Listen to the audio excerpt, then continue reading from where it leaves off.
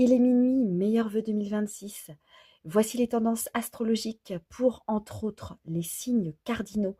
J'ai nommé les balances, les béliers, les cancers, mais surtout les capricornes.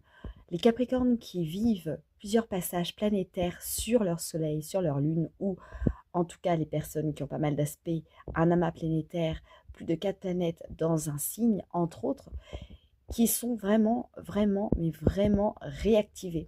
Cette fin d'année pour les Capricornes ne doit pas être très évidente à gérer, d'autant plus que Mars s'y trouve exalté, mais tend à peut-être les rendre beaucoup moins patients, beaucoup plus nerveux.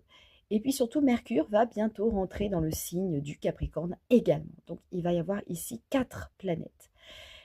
Donc vraiment pour les béliers, méfiez-vous, attention, mesurez vos colères, mesurez vos mots, et surtout votre impatience. On sait à quel point il est difficile de demander à un bélier d'être patient, surtout cette fin d'année où tout semble être figé. Les balances, c'est bien la diplomatie, mais je pense que avec ce carré à Mars, Soleil, Vénus, à vos planètes en balance, c'est mon cas, risque d'être un peu stressant, surtout si vous avez par exemple une lune en balance complètement affligée, par exemple. Les cancers, ça va passer par opposition. Ici, c'est l'axe familial qui est concerné.